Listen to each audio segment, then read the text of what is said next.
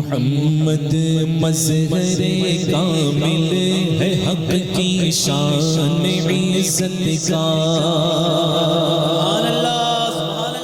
سمجھ میں نہ آئے تب بھی سبحان اللہ، میں کوشش تو کر رہا ہوں تو سمجھ میں آ جائے آپ۔ میرے اعلیٰ حضرت کہتے ہیں محمد مظہر کامل، ناقص نہیں، محمد مظہر کامل ہے حق کی شان عزت کا۔ کیسی شان گئے، کیسی شان گئے، نظر آتا ہے اس کثرت میں کچھ انداز وحدت کا، نظر آتا ہے اس کثرت میں کچھ انداز وحدت کا۔ محمد مظہر کامل ہے حق کی شان عزت کا۔ یہی ہے اصل عالم ماتا ایجاد خلقت کا۔ سب تو پہلی حضور اصل اول خلق اللہ نوری، میرے آقا فرماتے ہیں اللہ نے سب سے پہلے میرے نور کو پیدا فرمایا۔ یہی ہے اصل عالم ماتا ایجاد خلقت کا۔ یہی ہے اصل عالم ماتا ایجاد خلقت کا۔ یہاں وحدت میں برپا ہے، یہاں وحدت میں برپا ہے، عجب ہنگام کثرت کا۔ کبھی پیڑ سجدے کر رہا ہے، کبھی چاند دو ٹکڑے ہو رہا ہے، کبھی کنکری بول رہی ہے۔ یہاں وحدت میں برپا ہے، عجب ہنگام کثرت کا۔ تو جب ایسی بارگاہ ہے تو کیا بعید کہ مجھ جیسے گناہگار کو جنت عطا کر دے۔ گدا بھی منتظر ہے خلد میں نیکوں کی دعوت کا۔ گدا بھی منتظر ہے خلد میں نیکوں کی دعوت کا۔ خدا دن خیر سے لائے سخی کے گھر ضیافت کا۔ خدا دن خیر سے مدینے جائیں گے، آقا فرماتے ہیں منظارہ تربتی وجبت لہو شفاعتی۔ جس نے میرے قبر کی زیارت کی اس پر میری شفاعت واجب ہے۔ تو جائیں گے ضیافت، مہمان بن کر مدینے جائیں گے تو ٹکڑے بھی کھائیں گے، حضور کے در کی زیارت بھی کریں گے، تو ہماری شفاعت حضور کریں گے۔ حضور فرمائیں گے۔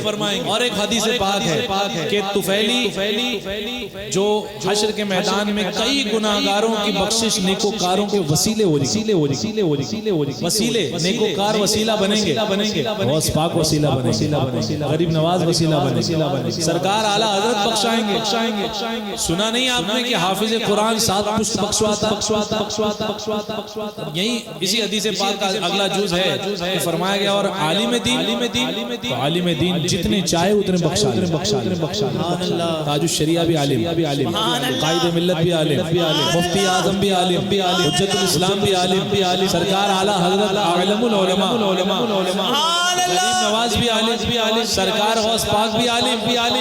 کہاں تک لے جاؤں؟ انا مدینۃ العلم والی البابها، مولا علی باب علم، جتنے چاہے اتنے بخشائے، اکیلے غوث پاک سب کو بخشانے کے لیے کافی۔ تو گناہگاروں کی بخشش نیکوکاروں کے وسیلے ہو جاتی ہے۔ اعلیٰ حضرت کہتے ہیں گدا بھی منتظر ہے خلد میں نیکوں کی دعوت کا۔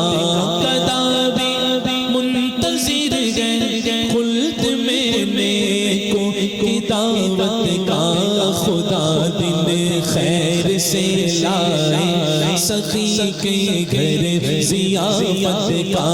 خدا دن خیر سے لائے سخی کے گھر ضیافت کا۔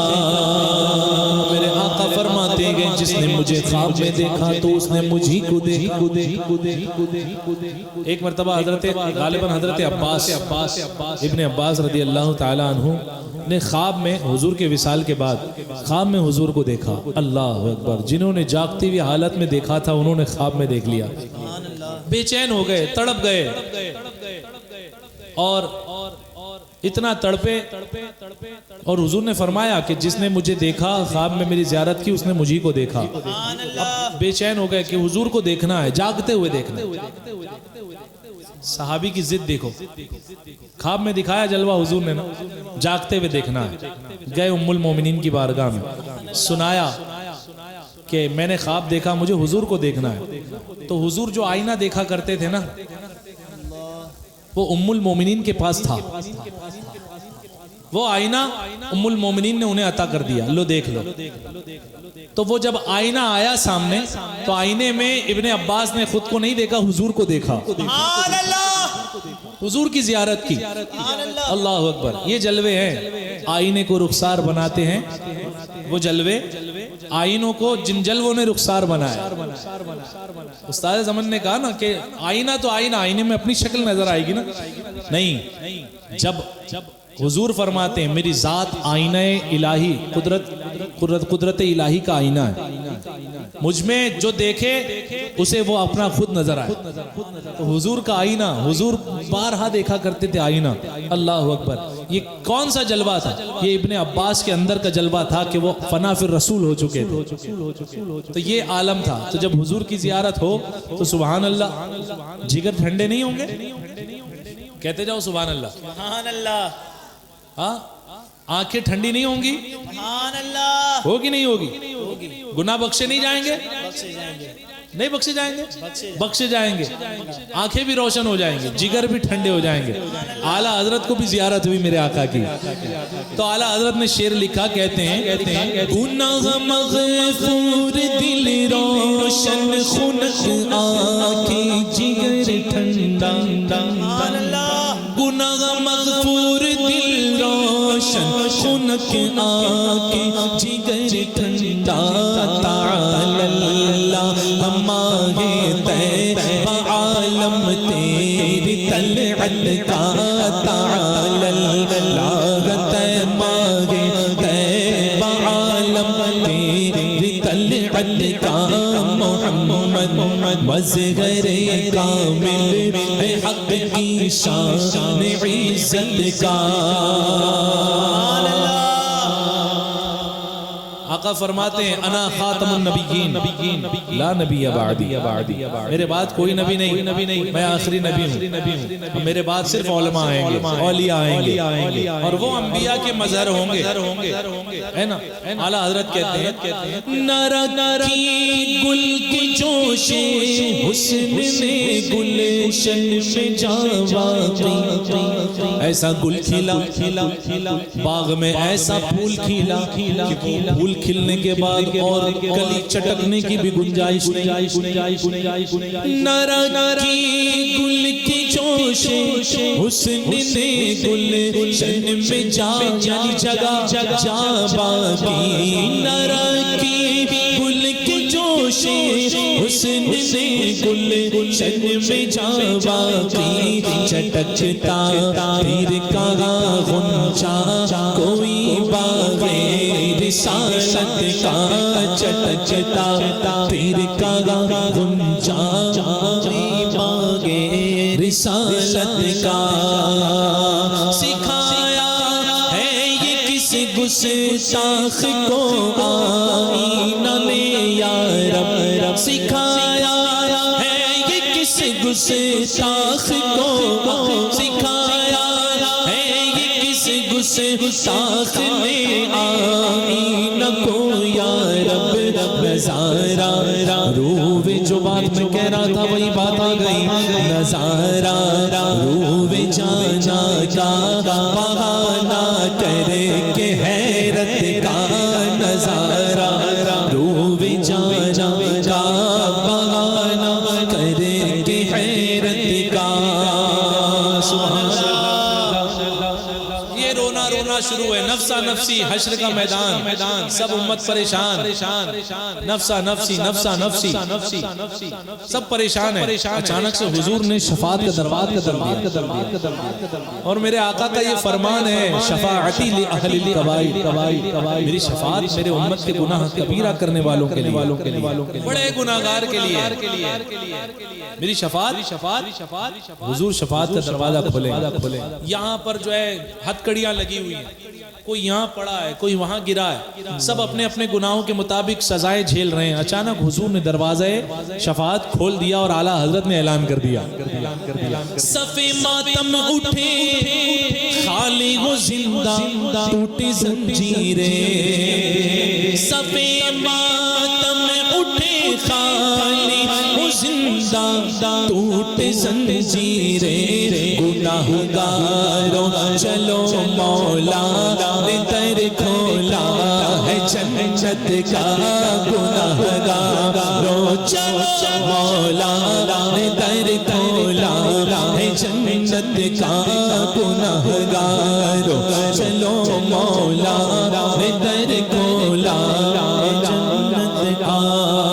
جب جنت کا دروازہ کھول دیا میرے آقا نے اب شفاعت کیسے کریں گے شفاعت کیسے کریں گے پل صراط قائم ہوگا پل سے اتارو راہ گزر کو خبر نہ ہو جبریل پر بچھائیں تو پر کو خبر نہ ہو یہ وعدہ بھی پورا کرنا ہے لیکن میرے آقا پل صراط کے پاس سجدہ ریز ہو جائیں سجدے میں چلے جائیں اللہ فرمائے گا اے محبوب سجدے سے سر کو اٹھاؤ مانگو کیا مانگتے ہو دیا جائے گا شفاعت کرو جس کی چاہو کی جائے گی جس کے لیے جنت مانگو گے جنت دے دی جائے گی آپ جو چاہیں وہی ہوگا. خدا کی رضا چاہتے ہیں تو عالم خدا چاہتا ہے رضا محمد والضحى واللیل اذا سجا ما ودعك ربك وما قلا وللآخرة خیر لك من الاولى ولا سوف يعطيك ربك فترضا. حضور کو اللہ نے فرمایا ہے محبوب آپ کی مرضی ہوگی آپ کو دیا جائے گا وَلَسَوْفَ ان قریب یعطی کا عطا کیا جائے گا رب کا آپ کے رب کی طرف سے فترضا جیسی آپ کی مرضی ہوگی. کیسی مرضی ہوگی؟ جب سنا حضور نے یہ آیت جب نازل ہوئی حضور نے فرمایا میں اس وقت تک راضی نہیں ہوں گا جب تک سارے گناہگاروں کو سارے امتیوں کو بخشا نہ لوں اس وقت تک میں راضی نہیں ہوں گا. اب شفاعت کا انداز کیا ہوگا جب سجدے سے سر اٹھائیں گے میرے آقا اے محبوب مانگو کیا مانگتے ہو تو کبھی امت کی طرف حسرت سے دیکھیں گے حضور کبھی اللہ کی بارگاہ میں دیکھیں گے ایسے نگاہ حسرت خدا کی طرف اور امت کی طرف. اللہ اکبر. اعلیٰ حضرت نے اس طور کو اسے طور کہتے ہیں کیا کہتے ہیں طور اس طور کو بھی بیان فرمایا ہے. اعلیٰ حضرت کی بات یوں ہی نہیں کرتے ہم اعلیٰ حضرت نے حضور کی بات کی اس لیے ہم اعلیٰ حضرت کی بات کرتے ہیں. ہاں کہتے ہیں میرے اعلیٰ حضرت عشقی شعر ہے ذرا عشقی انداز میں آپ سنیے. کہتے ہیں میرے اعلیٰ حضرت ادھر امت کی حسرت پر ادھر خالق کی رحمت پر ادھر امت کی حسرت پر ادھر خالق کی رحمت پر نرالا طور ہوگا گردش چشم شفاعت کا نرالا طور ہوگا گردش چشم شفاعت کا محمد مظہر کامل بحق کی شان عزت کا.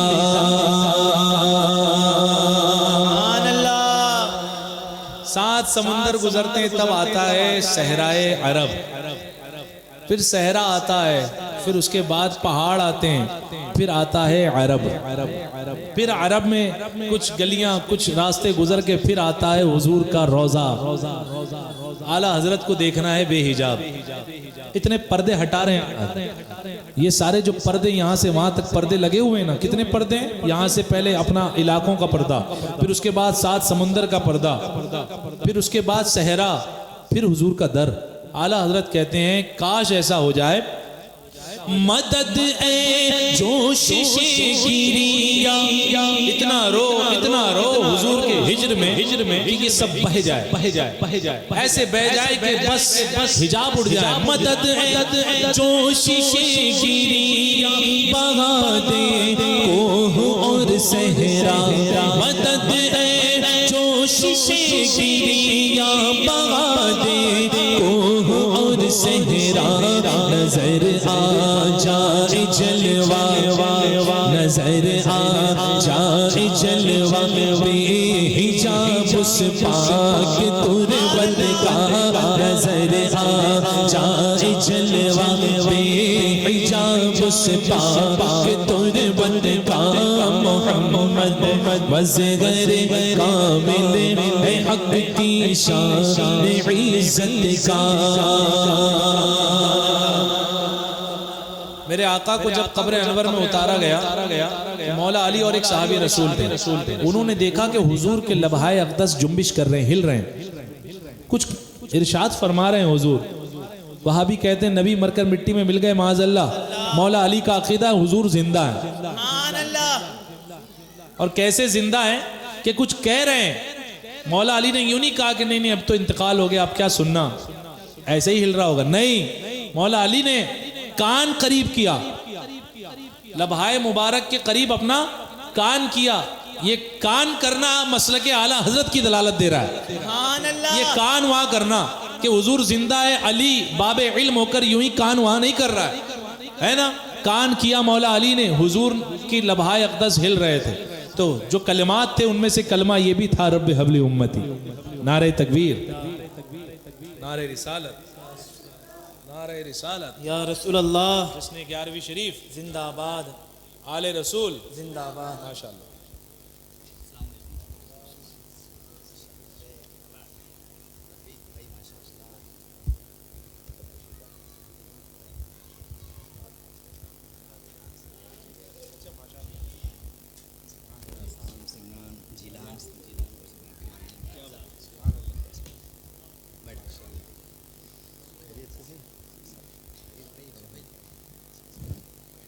سبحان اللہ۔ سید صاحب تشریف لائے، بغداد شریف سے آئے ہیں، سبحان اللہ، جمعرات کو تشریف لائے، خراسان، جیلان اور نہ جانے کہاں، ایران ہے نا، ساری بارگاہوں کا فیض لے کر کے اس محفل میں آئے ہیں۔ اللہ پاک ان کی حاضری کو قبول فرمائے اور ان کی حاضری کے طفیل ہمیں بھی حاضری کی سعادت نصیب فرمائے۔ آمین آمین آمین۔ بغداد شریف کی زیارت سے ہماری بھی آنکھیں منور ہو جائیں، آمین دربار غوثیت تک ہماری بھی رسائی ہو جائے آمین۔ تو بیڑا پار ہو جائے انشاءاللہ، ہے نا۔ تو میں عرض کر رہا تھا کہ حضور کے لبہائے اقدس کے قریب مولا علی نے اپنے کانوں کو کر دیا کہ حضور کیا ارشاد فرما رہے ہیں۔ مولا علی نے کیا عقیدہ دے دیا، حضور زندہ ہے۔ وہ زندوں کے ہی تو قریب جو ہے کان کیا جاتا ہے کہ کچھ کہہ رہا ہے، اور کہتا زندہ ہے کہ مردہ، زندہ بولتا ہے کہ مردہ بولتا ہے۔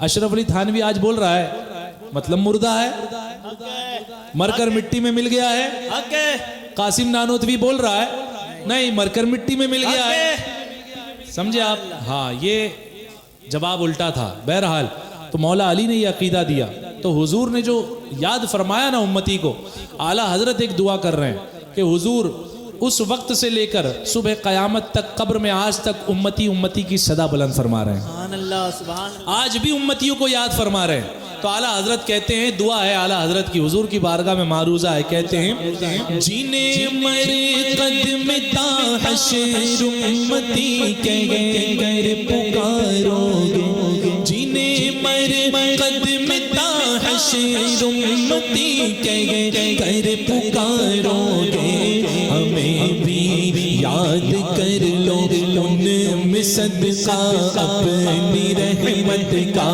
ہمیں بھی یاد کر لو ان میں صدقہ اپنی رحمت کا۔ بڑا لمبا کلام ہے لیکن مقطع پیش کرتا ہوں۔ رضائے خستہ جوش بحر عصیان سے نہ گھبرانا، رضائے خستہ جوش بحر عصیان سے نہ گھبرانا، ڈوبتوں کو اگر کوئی ڈوب رہا ہو اور کوئی ہاتھ دے دے تو کافی ہے کہ نہیں نکلنے کے لیے ہے نا؟ غوث پاک نے ہاتھ دیا ڈوبنے والے بچ گئے ہے نا؟